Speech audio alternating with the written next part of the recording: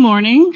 Call to order the meeting of the West Virginia Board of Education for April 9th, 2025. The first item on the agenda is the Pledge of Allegiance. If you will rise and join me, please.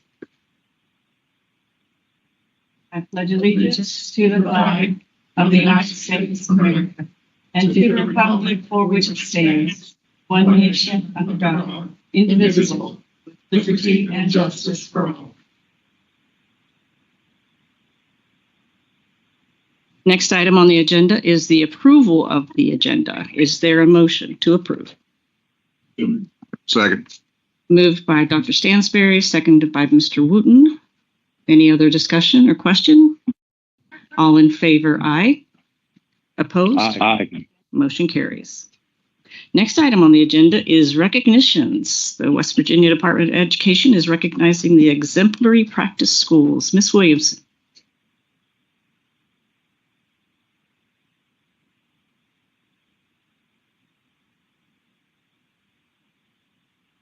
Good morning, President White, Superintendent Blatt, and members of the board. Today, we honor 3 schools named as West Virginia Exemplary Practice Schools for 2025. The Exemplary Practice Program, which began in 2024, was designed to highlight outstanding school improvement practices with demonstrated student results. The idea for this recognition was born of a need to identify specific best practice and examples of outstanding leadership. So many times in our work, we are asked the question, who is doing this well? Who can I talk to, or who can I go and visit? So to that end, the Exemplary Practice Class of 2024, those schools have hosted visits, they presented at statewide conferences, and we even have one school leader who has served as a mentor to our school improvement principals. So our idea was to begin to develop a repository of best practice, but also to encourage communication and the sharing of ideas among school leaders. And we are very pleased with the progress to date. Today's honorees submitted applications describing their innovative school improvement practices and their processes to support the cycle of continuous improvement. An internal team reviewed those applications and conducted multiple site visits. Based on those visits, the Exemplary Practice team decided to honor 3 schools: Mullins Elementary from Wyoming County, Milan Park Elementary from Monongalia County, and Whitehall Elementary from Marion County as the 2025 West Virginia Exemplary Practice Schools. So Kelly Massinopol, who is from the Office of ESEA and Improvement, she is the lead on this work, and she is here to introduce the 2025 honorees.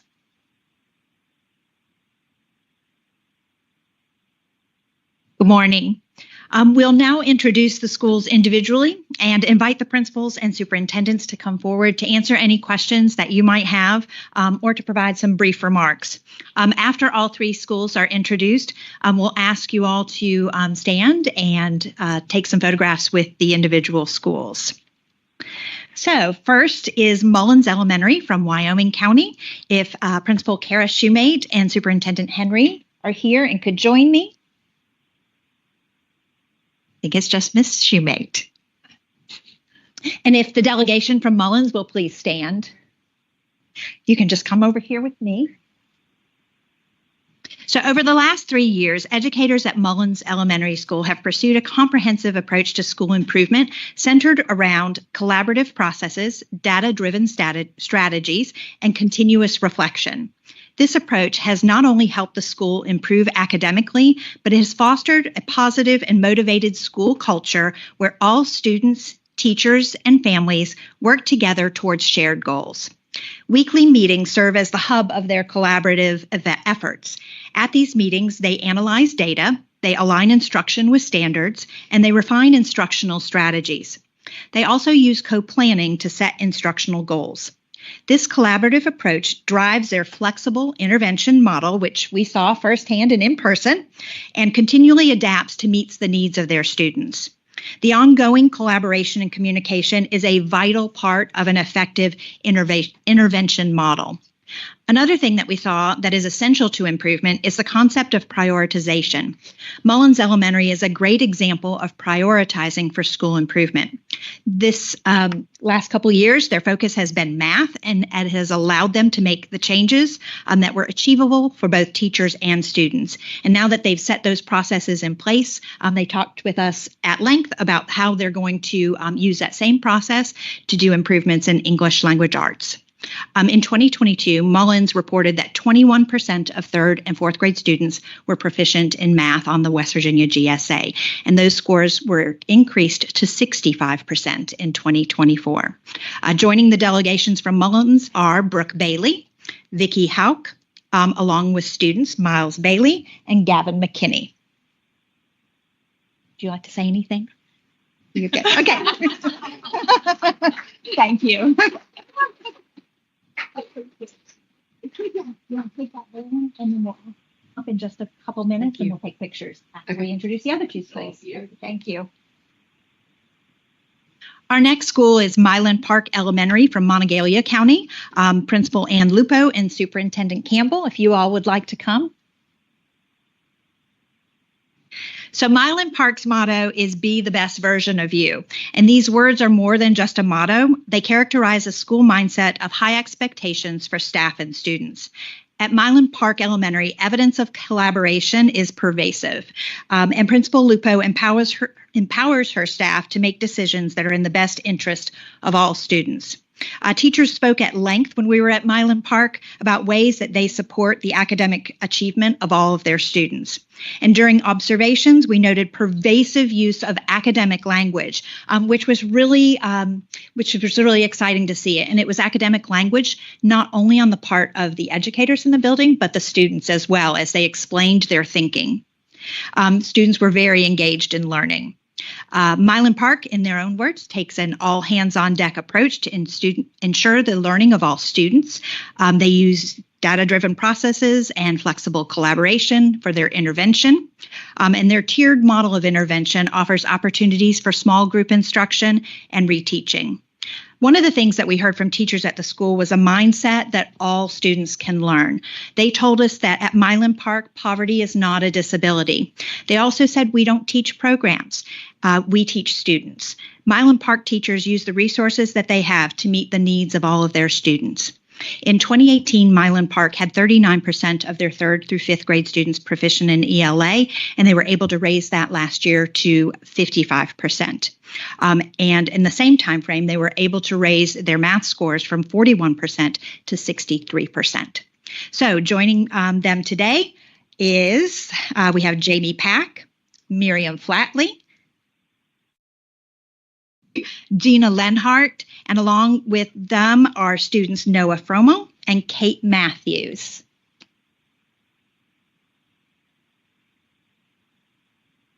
Do you all have anything you'd like to say? Or do you have any questions for them? Yeah. I'm not one to shy away. I just wanted to say thank you for this recognition. Thank you to the state for this program. We've worked really hard at our school to create an environment that is full of safety and love and learning. And part of that is through our professional learning communities where Noah and Kate, we talk about you guys. We talk about our students and we talk about where they're at, what their strengths are, what their challenges are. And we have an entire school who is responsible for our students moving forward academically, emotionally, and socially. So I'm really proud. This is validation for hard work that our leadership team has put forth and our teachers, students, and faculty have done. So thank you. Congratulations.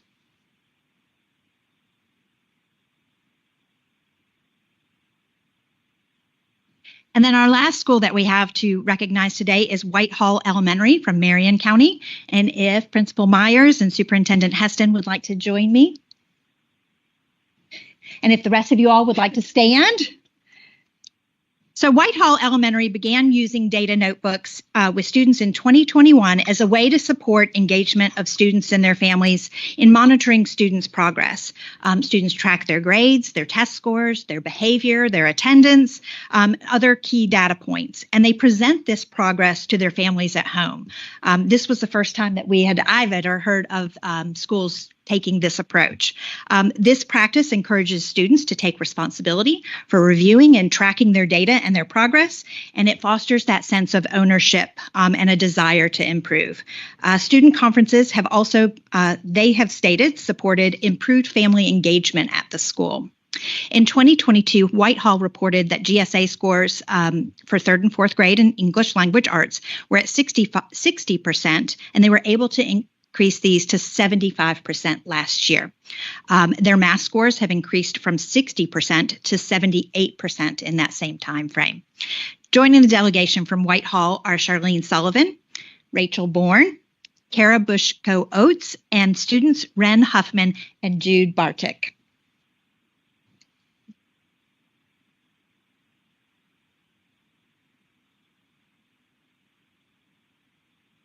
So I just want to say, we're extremely excited, but I am just so proud of my staff.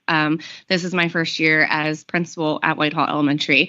So I think this just speaks truly to everything that has gone on in the school up to me coming this year, and just putting all the pieces together from what Mrs. Murray had started and the staff had started to what I've taken over into. And I'm just so proud of them and happy that they got this recognition and we as a school got the recognition. So.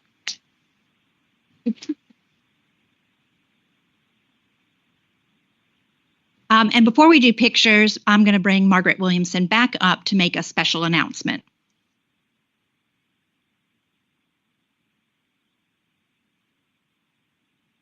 Do we have any questions from the board for any of the schools that you'd like to ask?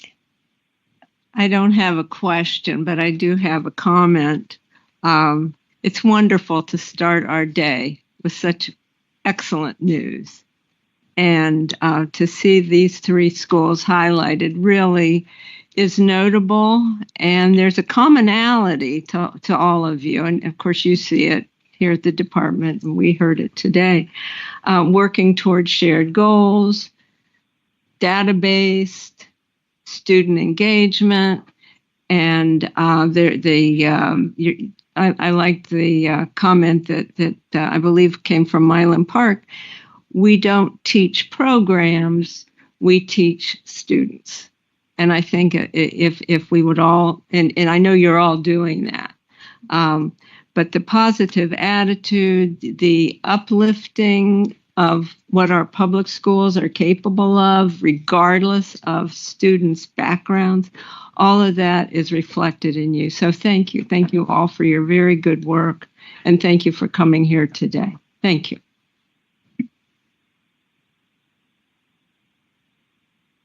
Okay, at this time, we would also like to announce and recognize Milan Park Elementary as this year's 2025 ESEA Distinguished Title I School. Milan Park...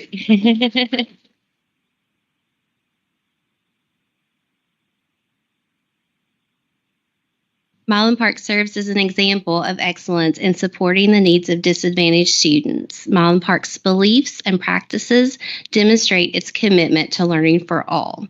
So congratulations to you on this recognition, and congratulations to all of the 2025 honorees.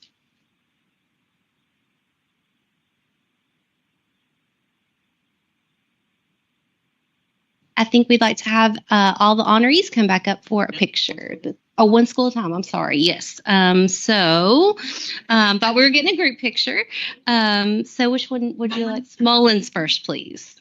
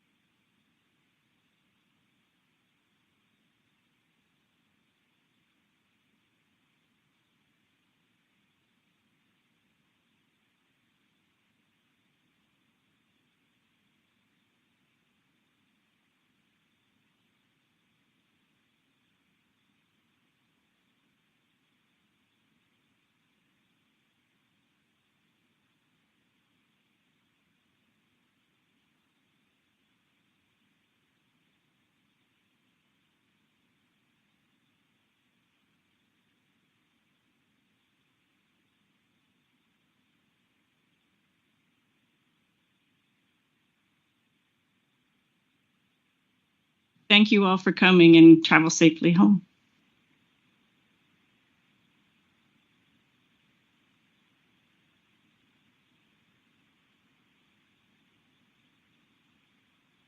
It's always wonderful to celebrate those kinds of achievements. It's a great way to start the day. Next on the agenda are delegations. Ms. Day. Good morning, President White, Vice President Gabriel, Superintendent, and members of the board. Our first delegation is Dale Lee with WVEA.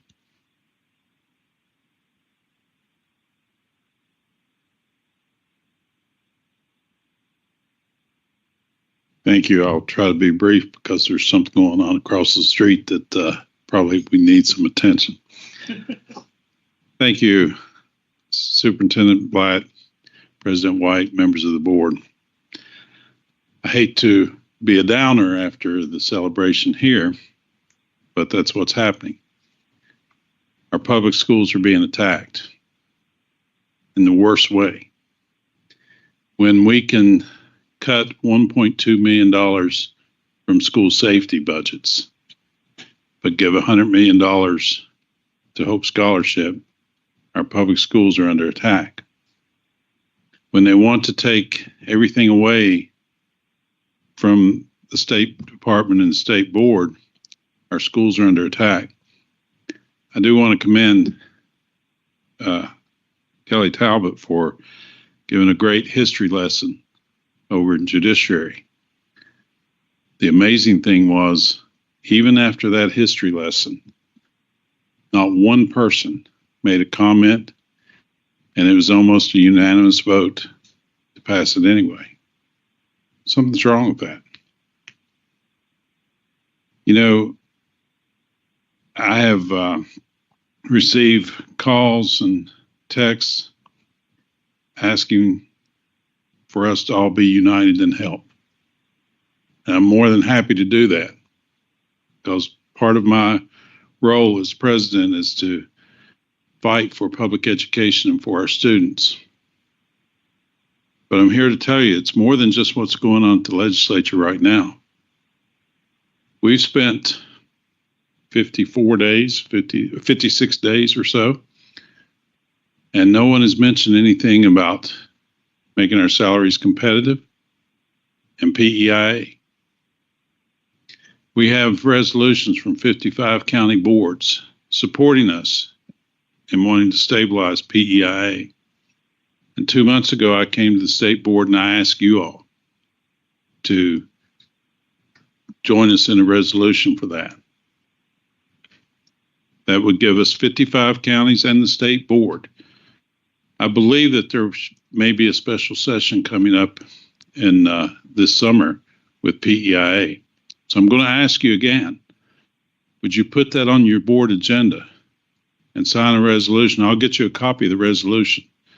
And sign a resolution supporting our educators and saying that we need to stabilize PEIA for our public employees, for our public schools. This can't be a one-way street. It has to be a two-way street. If you're asking us for help, that's great. I'm more than happy. But I'm asking you now. I'm asking you to give us more strength in going into a special session. I know when my time's up, that means I get to go across the street. Thank you all. And let's keep fighting the good fight, because we just saw 3 exemplary schools right here, and there are many more across the state. We see the great things that are happening in public education, but we don't shout that out nearly enough. Let's honor all of our students and all of our public schools in trying to save them. Thank you. And next up is Alyssa Healy, speaking to the issue of teacher rifts and transfers.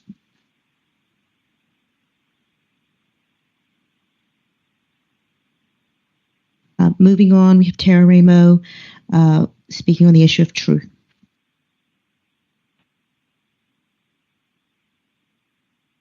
Good morning. Thank you for having me. The books of Matthew and Luke, chapters 27, 28, and 23, selected verses. circa AD 60s. And when they had come to the place called Calvary, there they crucified him and the criminals, one on the right hand and the other on the left. Then Jesus said, "Father, forgive them, for they do not know what they do." And one of the criminals who were hanged blasphemed him, saying, "If you are the Christ, save yourself and us." But the other, answering, rebuked him, saying, "Do you not even fear God, seeing you are under the same condemnation? And we indeed justly, for we receive the due reward of our deeds. But this man has done nothing wrong." Then he said to Jesus, "Lord, remember me when you come into your kingdom." And Jesus said to him, "Assuredly, I say to you, today you will be with me in paradise." Now from the 6th hour until the 9th hour, there was darkness over all the land. And about the 9th hour, Jesus cried out with a loud voice, saying, "Eli, Eli, lama sabachthani?" That is, my God, why have you forsaken me?" Jesus, when he had cried out again with a loud voice, yielded up his spirit. And behold, the veil of the temple was torn in two from top to bottom, and the earth quaked, and the rocks were split. Now when the centurion and those with him who were guarding Jesus saw the earthquake and the things that had happened, they feared greatly, saying, "Truly, this was the Son of God." Now after the Sabbath, as the first day of the week began to dawn, Mary Magdalene and the other Mary came to see the tomb. And behold, there was a great earthquake, for an angel of the Lord descended from heaven and came and rolled back the stone from the door and sat on it. His countenance was like lightning, and his clothing as white as snow. And the guards shook for fear of him and became like dead men. But the angel answered and said to the women, "Do not be afraid, for I know that you seek Jesus who was crucified. He is not here, for he is risen, as he said." Amen.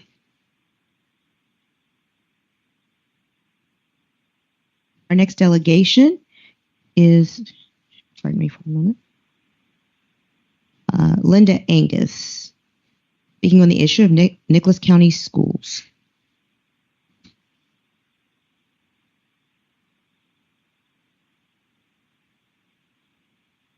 Good morning, honorable board members. My name is Linda Angus. I am a mother of 2 children that attend Nicholas County schools, one in Summersville Middle School and one in Mount Nebo Elementary.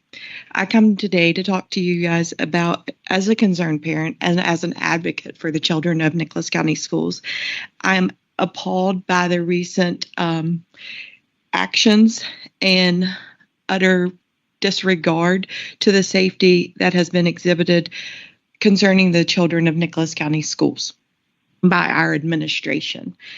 I implore you guys to please take swift action to address these problems and acknowledge that there is an issue and restore the quality of education and the safety that our students deserve in Nicholas County to ensure that they have a safe environment that is conducive to learning, that we might obtain those exemplary school statuses that were just mentioned previously. Again, one of the most disturbing revelations recently in the school system in Nicholas County is that our administration and school board knowingly hired an individual with a criminal record, specifically a known registered sex offender. It is unacceptable that the administration knowingly employed this criminal. Specifically, it was the superintendent's relative, despite this criminal disclosing on his application that he had a prior charge of child erotica. The clear nepotism and disregard for the student safety is inexcusable and demands your immediate intervention, given our local Board of Education has taken zero action to date to address the individuals in charge of hiring this sex offender.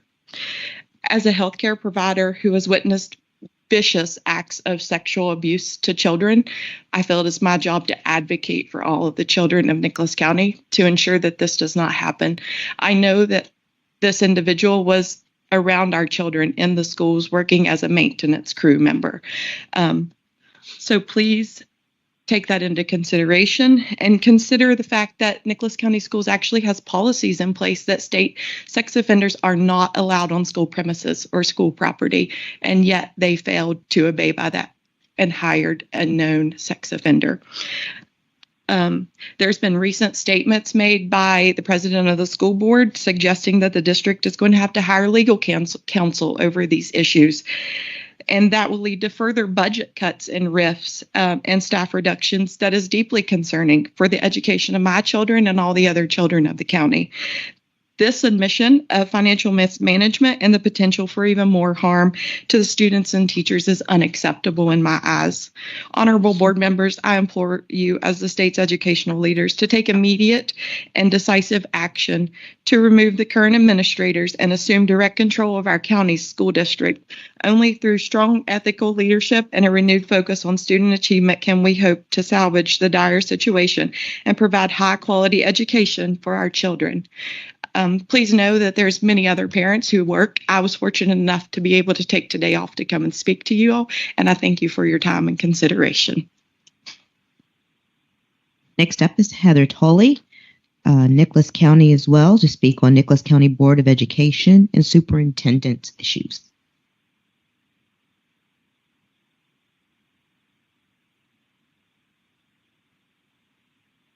Good morning. Many of you know me, some of you don't. My name is Heather Glasgow Tully. I'm a Nicholas County resident, a grandparent of 5 students that reside in Nicholas County, 4 of which are public school students. 1 attends private school, 2 in Summersville Middle, and 2 in Mount Nebo that are the private or the public school students.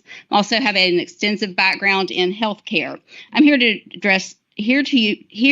to address you in regards to the failure of the Nicholas County Superintendent, Assistant Superintendent, and Board of Education to assure the health, safety, and well-being of students within our county public school system.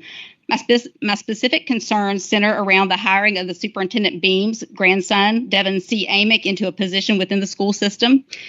Mr. Amick is a known sex offender on the West Virginia State Police Sex Offender Registry. He has a conviction related to child erotica, and at that time, Mr. Amick was 21 years old. The victims, as I understand it, were all under about the age of 13 when that happened. He was far old enough to know better and behavior, but yet he ended up hired into our school system under the supervision of his grandfather.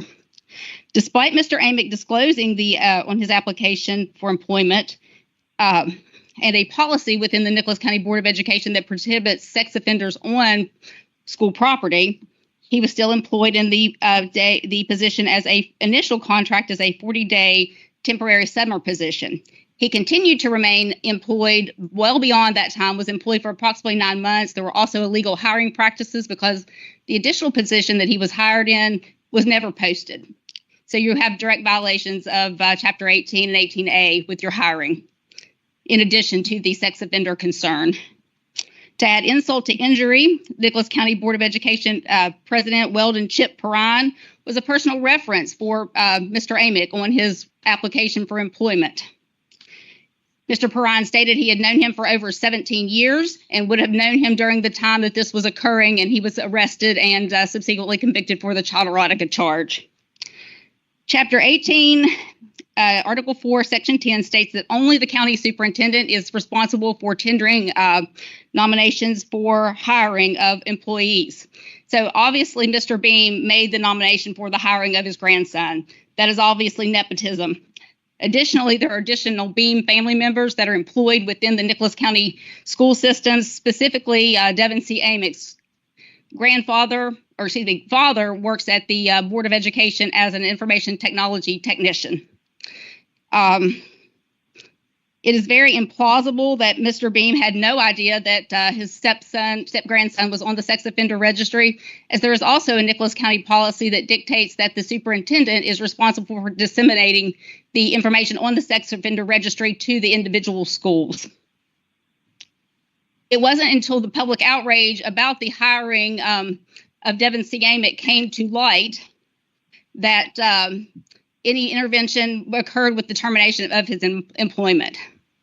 So for that reason, I am imploring you for the gross negligence, neglect of duty, and failure to ascertain the health, safety, and well-being of the students, in addition to nepotism and gross mismanagement of our school system, that the West Virginia Board of Education step in and either assume control of the school system or provide very close and intense oversight of these issues.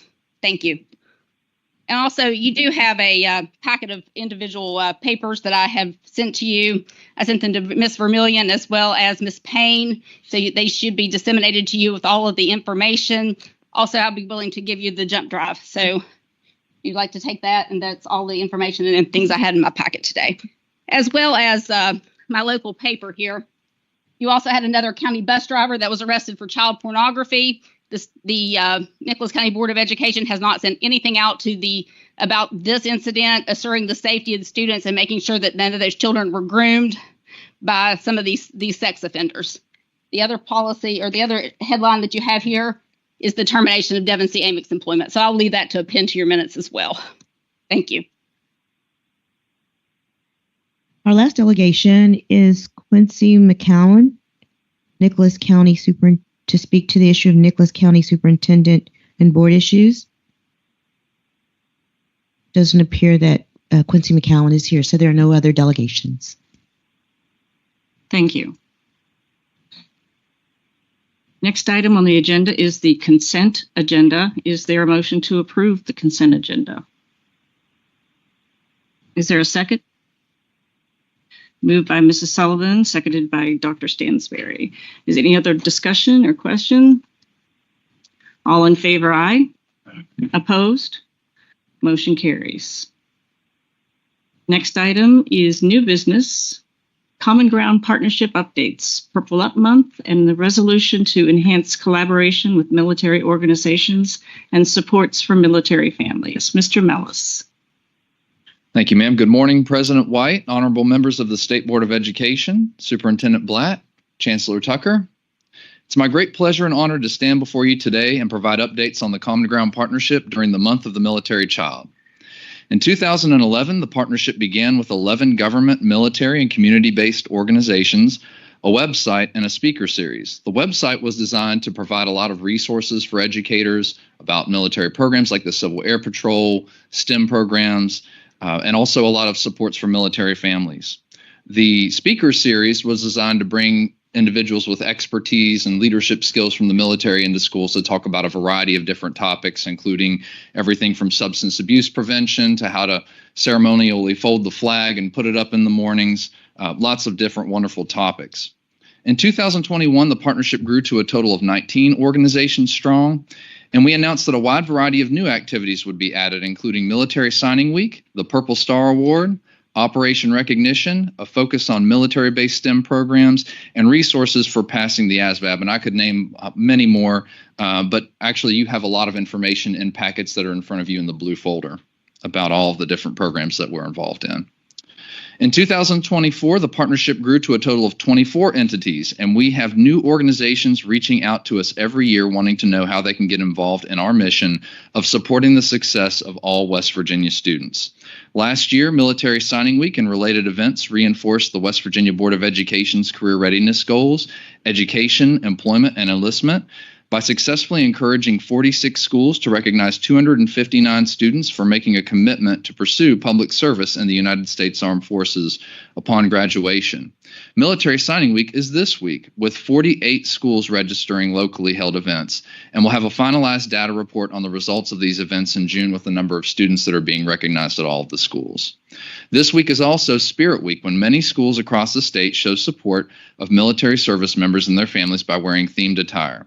The week culminates with Purple Up Day on April 11th, which is an event celebrated in schools across the nation and on military bases throughout the globe, in recognition of the strength and resilience that military-connected children display in times of deployment.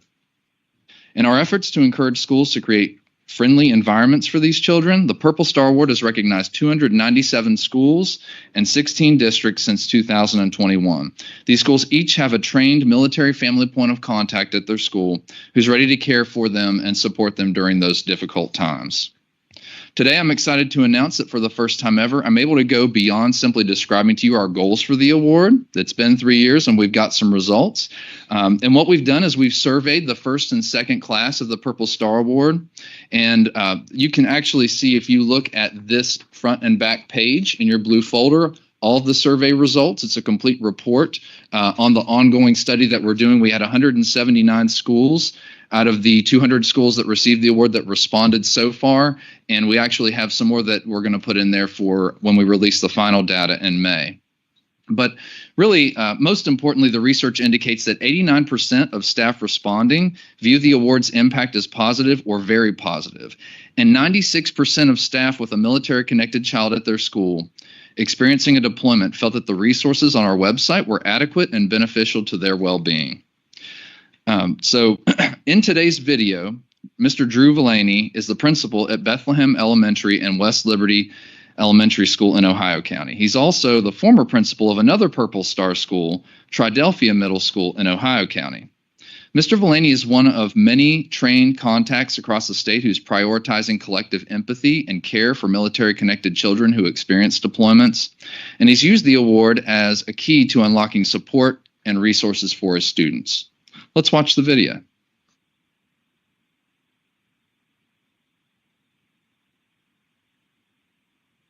A Purple Star school supports military children and provides them the necessary resources while they enter our school district and our school, or also during deployment when family members happen to leave.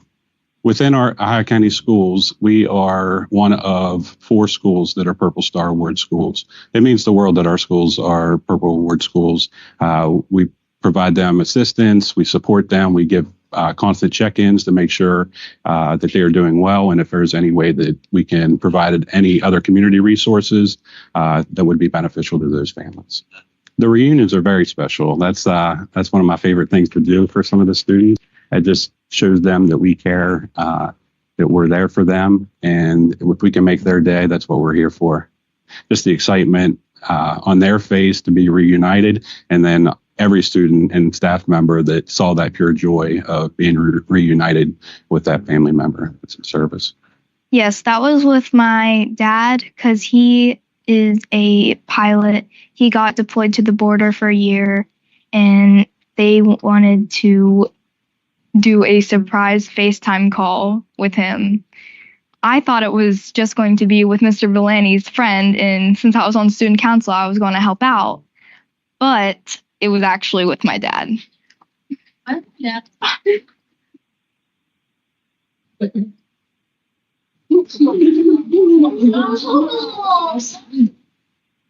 That was a really great surprise. It's kind of hard to not be able to see him a lot because every kid wants to see their parents. But since he's in the military, a lot of people look up to the military because they're doing a bunch of good deeds. And during that day, it makes me feel proud that I have a dad like that. And just knowing that I've been through it before makes me feel better. Would you say your dad's your hero? Yes.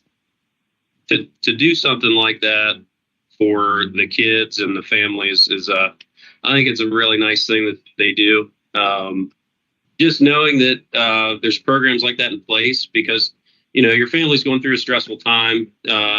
You don't necessarily have that loved one there to lean on and help out with things, and the school's been very helpful, very supportive while I was away from home. So it's very special to see that those moments take place, because those students, you just made their day. You made that family feel special, and we're here for them.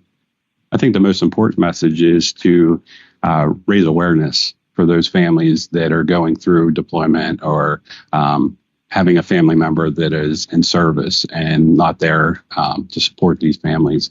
I think anything that we can do to raise awareness for those children and families would be the best beneficial. So as a Purple Award school, we are proud of that, and we recommend that we get as many schools on board as possible.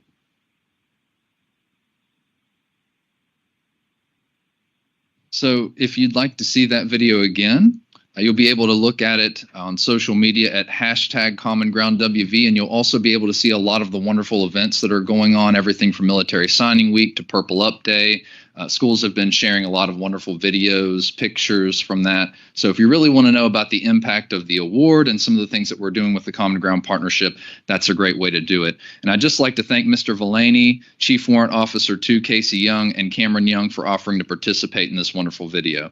As we prepare for the board's planned resolution in support of military-connected children, which I have here, and also in support of the military children and also collaboration with military organizations. I want to introduce someone to you who's been a really great partner. It's our new Cabinet Secretary for the West Virginia Department of Veterans Assistance, Mr. Ryan Kennedy. He and Jessica Lynch and Ethan Anderson have been going around talking to superintendents about the Purple Star Award, talking about all the resources that they have available. And what's really nice about Common Ground is being able to have one place that all educators, military family members, anyone who needs information can go to that one place and they can find who can help. They can find programs that can help. So with that, I know we have a resolution. I wanted him to definitely come with us and take a picture with the resolution and just appreciate all of your support. But first I'll ask, are there any questions or comments about what we're doing with Common Ground? Mrs. Sullivan? Thank you so much for your good work. And it's been a joy to watch this program grow over the past several years. I was wondering, I know you're doing a lot of research.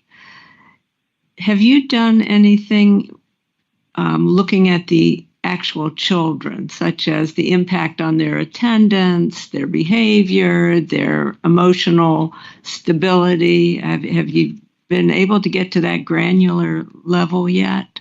So I think that's probably a good next step, because right now what we're really trying to do is to make sure that there's a lot of accurate reporting in terms of the military identifier that gets reported.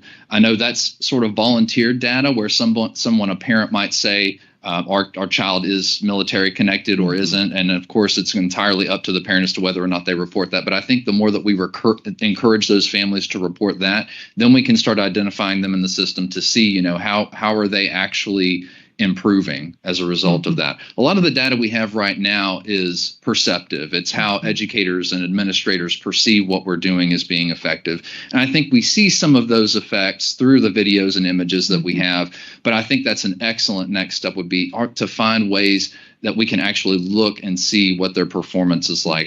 I'm not sure how we quite get to that yet, but I'm definitely open to having conversations about that and seeing if we can do better. Well, West Virginia has a proud record of military service going way back to its beginning. And so this is a wonderful way to highlight that. Are the majority of your families related to, or tied into National Guard families? Do you also have families tied into the other armed services, the Army? So a majority would be our National Guard and Reserve population, because we don't have really a lot of big active duty bases. But we do from time to time through MIC3, we get cases that come up where someone is transferring from a public school in another state to West Virginia. And then we have to make sure that everyone's aware that there are special provisions that apply to those kids to help ease that transition. So it does happen from time to time. It's maybe one case or two cases within a year where someone contacts us and says, hey, I don't know can you explain MIC3 to me and how it can help me with that transition? And of course, we want to make sure that all the schools are aware of that. And actually our trained military family points of contact go through a training on MIC3. So yeah, a majority would be National Guard and Reserve, but from time to time we get active duty from all different branches. You'd be surprised. Sometimes it might be a recruiter who's assigned to the area, placed on orders. It could be a lot of different scenarios. And of course, one of the great things about the Purple Star Award is, things have been relatively calm, but if we do see an increase in deployments, we'll be ready because we already have training in place. We have, more schools can get on board and rather quickly learn what they can be doing to support those families. Wonderful. And a last question. You've heard me ask about ASVAB before, and it was mentioned today. What do you have any idea on the number of high school students in the state who are taking the ASVAB?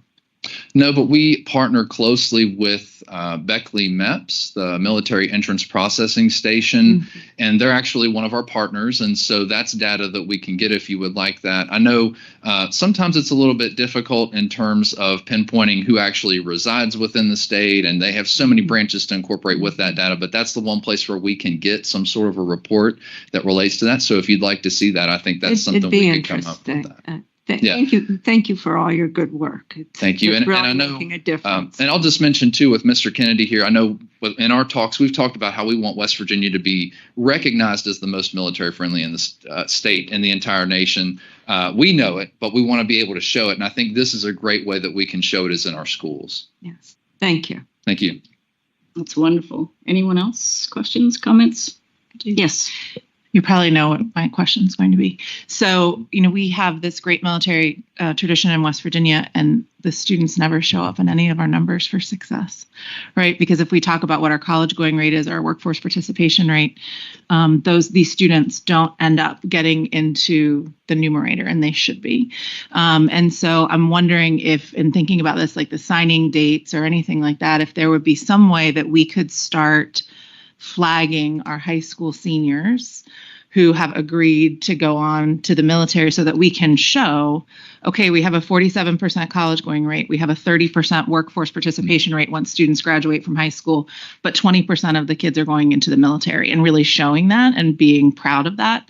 We don't have the ability to do that right now and have never had the ability to do that. But if we could figure out some way, maybe through some of these events, to get some of those students flagged so that we can capture that, I think we would tell our story a lot better. And this work is wonderful, by the way. Yeah, I think that there's probably a way to do that on a voluntary basis at least. And for those students who identify themselves as someone who's going into the military, I think there may be a way to do that. But not only that, I know we've been working with the Office of Veterans Education and Training at West Virginia HEPC, and Ricky McCormick has been a great partner to work with. And she's talked about getting GI Bill benefits to some of the students who start qualifying for funds even while they're in high school. And we've done some communications about that. We've talked about Purple Star. I know there's some collegiate Purple Star awards that are just starting in just a few small other states, maybe one or two other states. And I know there's a recognition in the state of West Virginia that's been used to recognize military-friendly colleges. And so I think there's a lot that we can do as our military-connected children are moving through the system and going on to higher education. And also, of course, those who are going to be veterans themselves serving. I think that's a great idea. Thank you. And if I could just follow up on Chancellor's very good comment. Thank you. We don't get information on our high school graduates. It's not collected on how many of them are going to college, how many of them are joining the military, how many are getting jobs.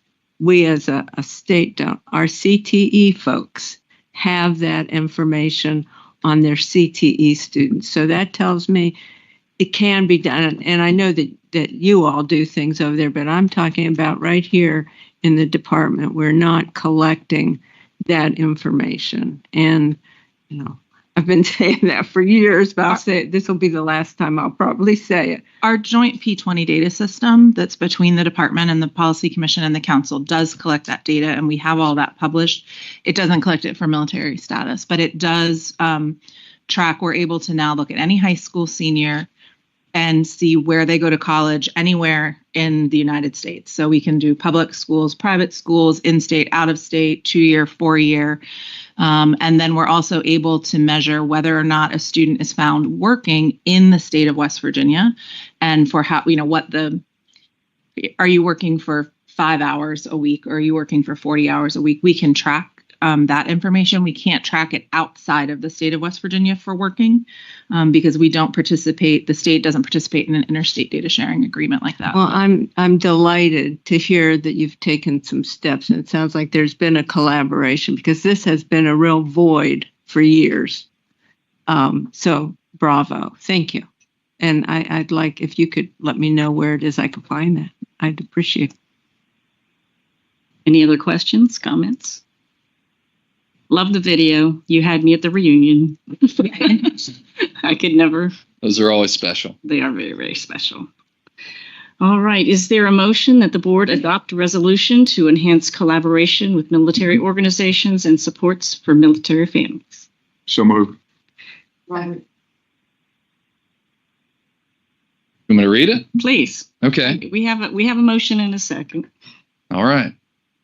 West Virginia Board of Education resolution to enhance collaboration with military organizations and supports for military families. Whereas the West Virginia Board of Education celebrates the exceptional service, courage, strength, and character of military service members and their families, and whereas the West Virginia Board of Education has included enlistment as one of the 3 E's for college and career readiness, and whereas the West Virginia Board of Education acknowledges the important role military organizations have in cooperating with counties and schools to support the success of all students, now therefore be it resolved that the West Virginia Board of Education reaffirms its commitment to collaboration with military organizations and support for military families through the Common Ground Partnership. And be it further resolved that during April, the month of the military child, the West Virginia Board of Education encourages school systems statewide to support and celebrate military children by seeking Purple Star Award recognition and participating in Purple Up Month activities. And be it further resolved that the West Virginia Board of Education supports participation in Military Signing Week by encouraging schools and districts across the state to recognize students who commit to public service careers in the United States Armed Forces. And be it further resolved that the West Virginia Board of Education encourages veterans to pursue career opportunities which lead to initial teacher certification and employment in West Virginia schools. And be it further resolved that a copy of this resolution be included in the West Virginia Board of Education's official minutes. Thank you very much. So we have a motion from Mr. Wooten, seconded by Ms. Sullivan. Any other questions, discussion? All in favor, aye. Aye. Any opposed? Motion carries. Thank you very much. Thank you. Ready for a picture? All right.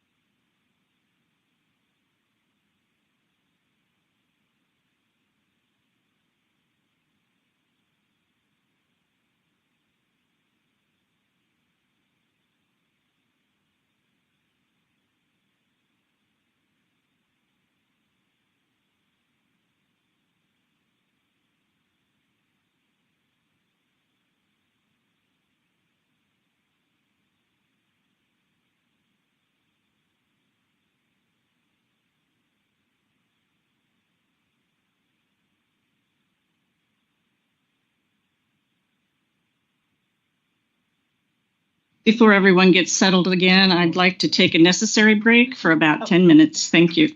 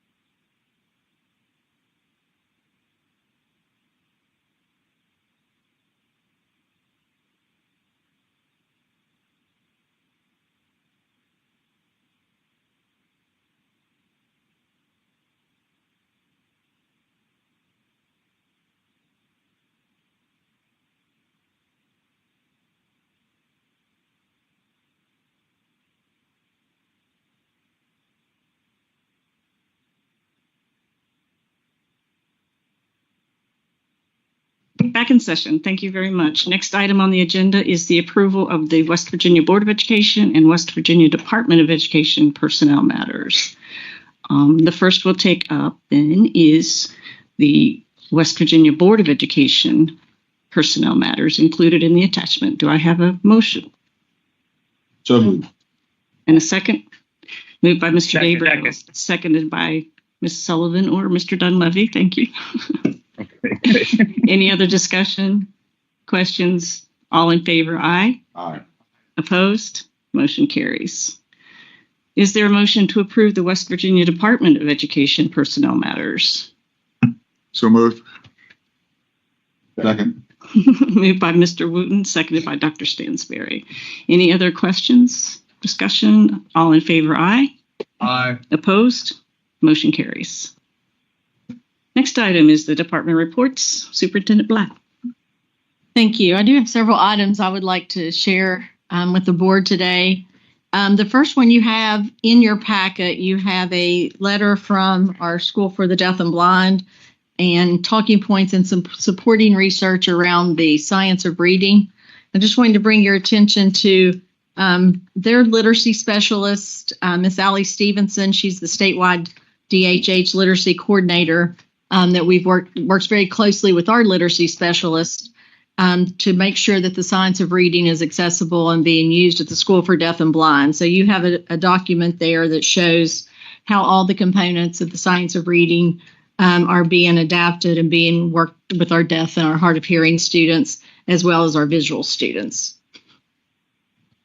The other thing I wanted to update on is I'm sure you've seen a lot in the news about all of the federal programs and the cuts and the different things that are occurring across several programs. As of right now, the impact that it's had on West Virginia is we were one of the states that received the Farm to Table initiative, which allowed the schools to receive funding that had to go to local farmers to purchase produce and things for our schools.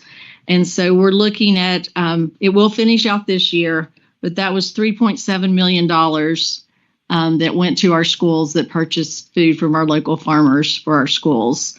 There's an additional several million that went to like daycare centers and things in the state that has been lost.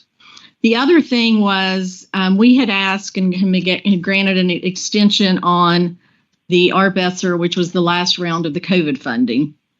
And our extension paid for about 3 staff members here to finish out all the reporting and to do the monitoring and things. And then also we had 2 counties that got an extension because those 2 counties still had projects with HVAC and things where there was the supply issue. Those 2 counties were Lincoln County and Lewis County. Lincoln County was approximately $800,000 and Lewis was $200,000.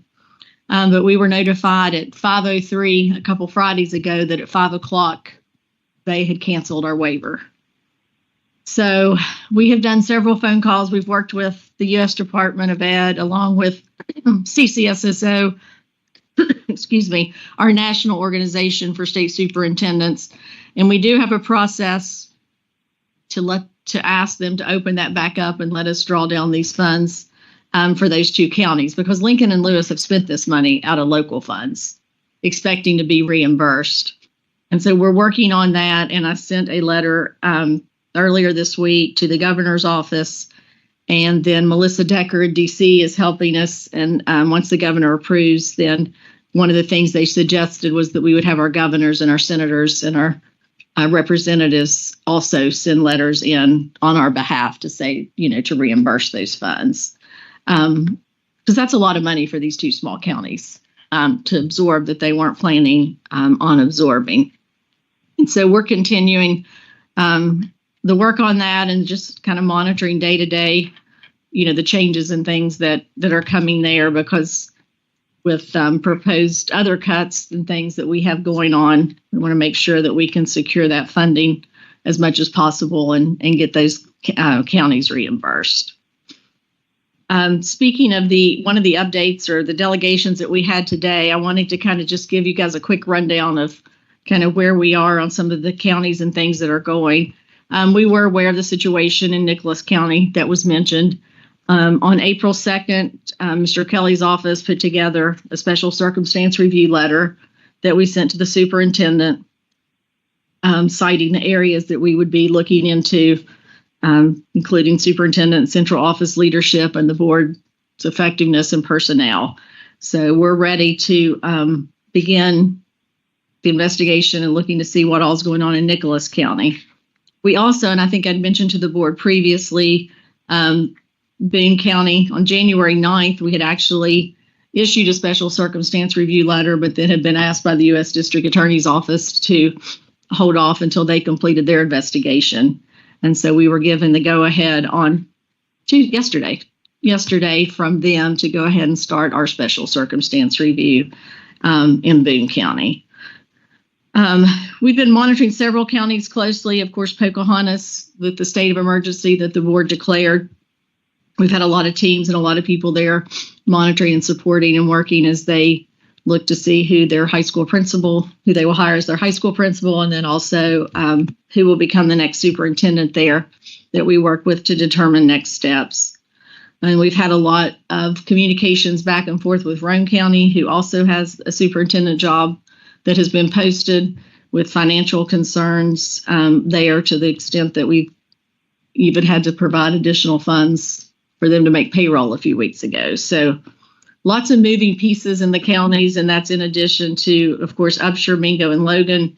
We're continuing, of course, with Upshur and Logan to monitor and work with them, and then also get a plan in place for July 1st for the leadership in Mingo County, and what we will do to start moving things there. So I just wanted to kind of provide a high-level overview on those counties. And then if there's anything that, any other information that you need, reach out at any time, or if there's any questions that I can answer today, I'd be happy to. Any questions, comments? I expressed concern last time we talked about these counties and taking them over. Sit up straight. Anyway, I do have a concern that I don't know that you have enough manpower to do what you're setting out to do. You've got 3 counties already, and you're looking at what, 3 more? And I asked this question last time. How many employees are in that one department? So we have 4 employees, counting the director in that office. So you're going to provide supervision, plus setting up a plan of improvement for them, so to speak, with 4 people. That ain't going to work. Right. Well, we've been having that conversation a lot around realigning some staff that we have here, and then also seeing if there's some additional contracts that we can put in place to actually help with the oversight and actually have some boots on the ground in these areas more than we currently do. To do that. But then we're also looking at, if we end up with federal and possibly state budget cuts, then we're also looking reducing staff here. And so it's going to be a matter of really realigning what the focus is and making sure that we have the right people in the right places to support the work in the counties. So, as a board, we don't have anything to do with your staff. That's yours. But you're just going to have to realign some staff somewhere to get this work done. It's going to be impossible. I agree. And you say boots on the ground. If you don't have any boots on the ground in some of these counties, they're going to do as they always done. Correct. They're just going to go back and do what they've done because that's their tradition in some of those counties. So, okay. Well, you do have a facilitator in place, or you did contract with someone for Lincoln. Is that person still there? In Lincoln? Mm-hmm. Or am I mistaken? In Lincoln, I think they have transitioned out. We do have someone in Pocahontas. Didra Klein, who was the former superintendent of Wyoming County, is providing the support and monitoring and helping them get some decisions and get on path there. And then and then of course we have our superintendents and a support person in Upshur County and Logan County as well. Upshur County is going well, correct? Yes, I think overall they're moving in the right direction. Mrs. Sullivan. Just a quick question. I know that most of our counties now offer the free lunch, the programs for students. What is the impact right now on the nutrition program? So I'm glad you brought that up, because that was another thing that we did. Amanda Harrison and Tony Crago and I did a call with representatives from Senator Justice's office, Senator Capito's office, and Congressman Moore's office. We did calls with all of them around the CEP. It appears that is not going to change, is what they are hearing in DC, because there's been a lot of conversation. And what we presented to them so they would have the information was to say that if they change it from the 60 to the 40% threshold, then it was over 300 of our schools would no longer be able to serve the free meals. And not only does that hurt the students, but it also, we don't have the staff in place anymore to collect all of those school lunch forms and to do all that billing and all those things that, were in place before. But they all agreed to really keep us up to date if they hear something different.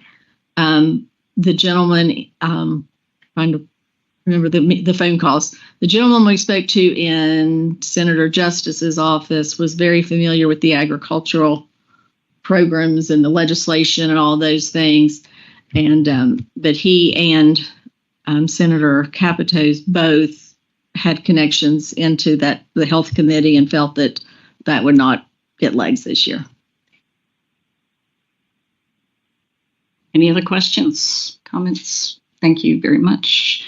Next item on the agenda is member updates and requests for information. Let's start with Mr. Wooten. Sure. Thank you very much. I guess in keeping with the fact that the legislature is in session across the lawn, this meeting has kind of been filled with some good and some bad. And so from my perspective, the bad, I'm glad to hear that it sounds like we have a handle on Nicholas County. And when would you expect like a preliminary report? And I know this involves personnel, so I'm trying to be careful here, but when would you expect to have some preliminary findings you could share with us? Mr. Kelly, do you have a date? Or we can definitely provide an update at the May meeting on what has been discussed, what we have found, but we've got a team getting ready to go in there next week. Okay. All right. Thank you for that. And then, the exemplary practice schools that we celebrated today, Common Ground partnerships and Purple Up Month, terrific programs. And so there are some really good things happening in West Virginia school systems, and it's certainly good to celebrate that. And I can't agree more with Vic on concerns about bandwidth to be able to handle everything that you are trying to do. So it's easy enough for us to say, hey, you don't have the bandwidth, you need to do, you got to do more. I don't have a solution, as Vic pointed out. This is kind of on you. So hopefully we can hear maybe something about that next meeting. Yes, we can do that. We're trying to work around with some different plans, and then also had some conversations with the Mountain State ESC with Jan Hanlon and how they could support us, because we are kind of restricted as far as hiring new personnel right now. Right. Okay. Thank you. That's all. Dr. Stansberry. Thank you. I miss our school safety updates. Do we have a new person in place now that's working with Homeland who could come in and talk to us about school safety and CSEND and all that stuff? Yes. So we kind of put that work into two areas. Micah Whitlow is doing the facilities side of it. It's our facilities director. And then James Agee, which is our investigator in legal, is really the one that's got the relationship with Homeland Security and working closely with Rob Cunningham and the other staff. So we can get that back on as soon. He's currently out on a medical leave right now, James is, but if we can definitely have Micah at the next meeting and kind of go over where we are. That'd be great. Thank you. First a question, and then I'll give my little update. I noticed that the SSAC has agreed unanimously to go back to the pure enrollment numbers. When would that be coming to us? Would that come in May? Yes, I actually spoke with David Price this morning, and they're Okay. going to try to put it together as an emergency rule, just that section, and want to get it in front of you in May. Wonderful. It'll be good to see that. Just speaking of good news,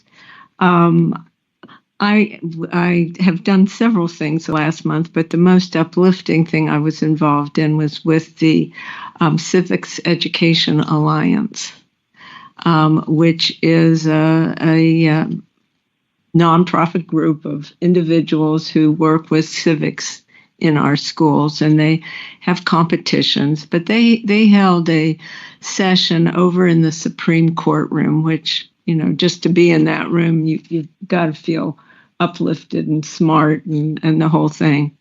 But they asked me to speak on civics education.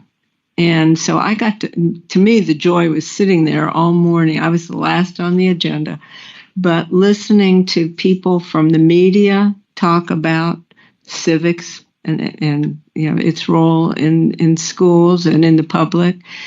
The Supreme Court justices were there, all but one, and they spoke, I would say, and answered questions for about 45 minutes. In the audience, and Chris Warner spoke about voting. And in the audience, there were children from Dingus Elementary, which is Mingo County. And, I don't know if you've been through the Dingus Tunnel, but to me, it's legendary. And I did go through it some years ago and was so excited to go through it. I went back and forth just to have the experience.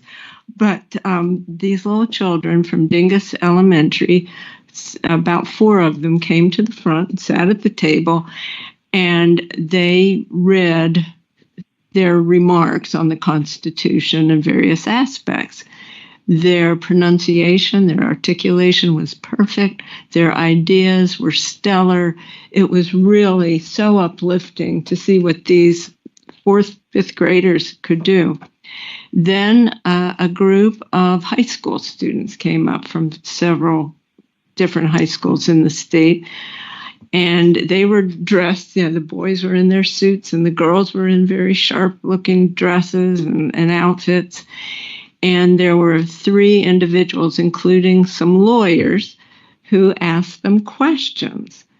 And the questions brought up the Articles of Confederation and Shays' Rebellion and all these things. And by golly, those young people knew it all. They could answer, they were articulate, they were well informed. It was so uplifting to hear them speak. And then, I spoke. It was just a reminder of the many, many, many wonderful things that are going on in our schools. So, you mind if I interrupt you? No.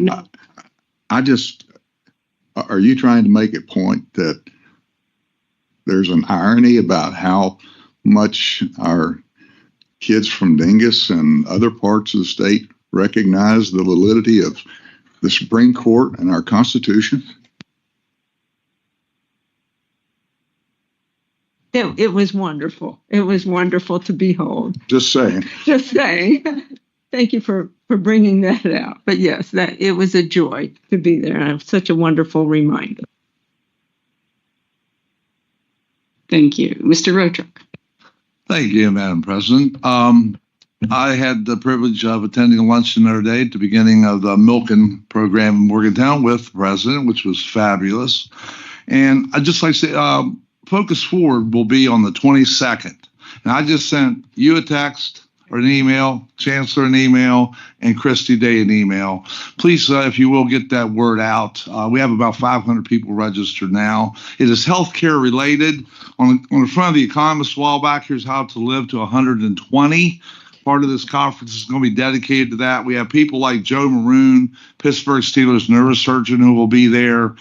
But it's going to be, it's going to be Vandalia, it's going to be Peak, it's going to be WVU, it's going to be Marshall, it's going to be all across the state on what's sort of the nexus between technology and healthcare. It'll be a fabulous day. It starts at 9, it ends at 4:30. 4:30 to 6 by the Discover the Rural West Virginia Foundation. There will be, it's a reception. It's also a celebration for Gordon Gee. Because, there's a new president coming in on July the 15th at WVU, and I would suggest to you to read two of it. He has 2 books. One's called The Commonwealth of Education. He wrote in 2018, and Gordon wrote the intro or the foreword to it. But in 2022, he filled a void in scholarship, and it was a large one, with a book about the birth of the American Research University, which was Johns Hopkins, which became the model for the rest of the country. So he's a scholar, and I think I'm anxious to meet him. Certainly read his books, and I highly recommend them. Thank you.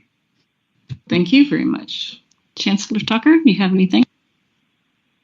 I'll just say misery loves company. The superintendent is not alone in having to be taking over and dealing with fires at various education institutions. It's happened across higher education right now.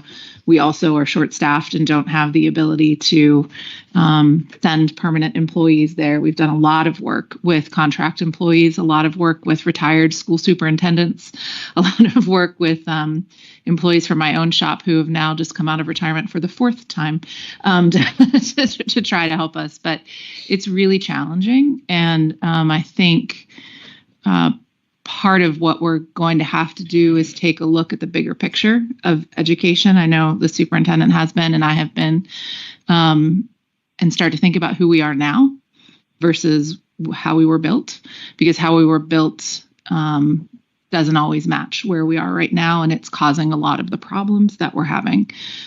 So I'm here to support you and in solidarity with you, because it is extremely challenging right now. Mrs. Justice. Well, this was really exciting for me and a little bit scary. I was asked to go to Washington to talk about communities in schools, and that was last week. It was a national meeting. Bill Milliken was there and their whole Washington group, and it was very insightful. I was asked to just tell about our West Virginia model, which is they've just copied throughout the whole country. It's just thriving, doing great guns. I had, my objective was to tell how important the site coordinators were in the schools and how much that they help them and what they do, how to select them. Your success of the program depends really on your site coordinators and their interests and, how they're involved and everything. It was a great day. It was really, really good. I learned a lot of stuff, got to meet a lot of people, relationships with the site coordinators and the children in the school. That is the big thing. They have to have this trust, and they do have it. And, there's the stability in so many children's lives. But it was such a wonderful day and a real honor for me. And it was just real good. Yeah. Thank you. Thank you. Mr. Dunleavy, are you on? I am here. I just like to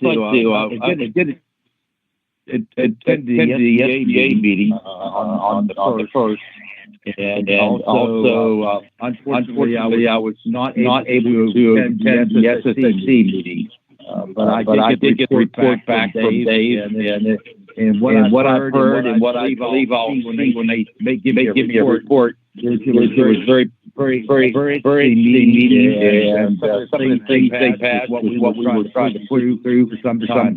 So I think the results will get next meeting will be very good. All right, thank you. That's all. Mr. I have nothing, but I would like to say that we have so many good things going on in these schools out there. It's a shame that we don't, I guess, put them out there more than we do. This morning was a real treat. I mean, it was very nice to see that. With that being said, it's a shame that you all have to agree with what was said back there this morning, that education is definitely under attack. And I mean, it's not going to remain the same. I don't know what's going to happen the same as anybody else here doesn't. But it's sad to say that, the Constitution, the state of West Virginia says one thing, but they try to do something different. That's pretty sad, because it says that that the Constitution says specifically that this Board of Education shall provide supervision over the 55 county educational systems. And when they take that away, that is not sad. That's a tragedy. So we'll just have to see what happens. Thank you. Thank you, sir. I got to enjoy the Milken Symposium. What a wonderful, wonderful celebration that is, and just so beneficial to the students in the Grow Your Own pathway to be collaborating with these exceptional educators on the Milken group. I think we had 12 or 15 Milken teachers there, and I think 85 students from across the state. So they had a couple of days together. And I also the Masonic ceremony of the laying of the cornerstone of the new Anna Jarvis Elementary School in Grafton. So it had been a while since I'd seen one of those ceremonies, and they're very impressive. Very impressive. I want to add one thing. Mm-hmm. I do want to add one thing. I mentioned the science of reading and the training. Of course, we got the contract in place with the letters, and our second cohort, we already have 800 teachers that have registered to take that. So in the next couple of weeks, we'll be at about 1,200 of our K-3 teachers will have started that training. Okay, next item is future meetings. Our next meeting will be here in Charleston on May 14th, 2025. Last item on the agenda is adjournment. Is there a motion to adjourn? Second. Moved by Dr. Stansberry, seconded by Mr. Wooten. Any other opposition? All in favor, aye. Opposed? Motion carries. We are adjourned at 11:32.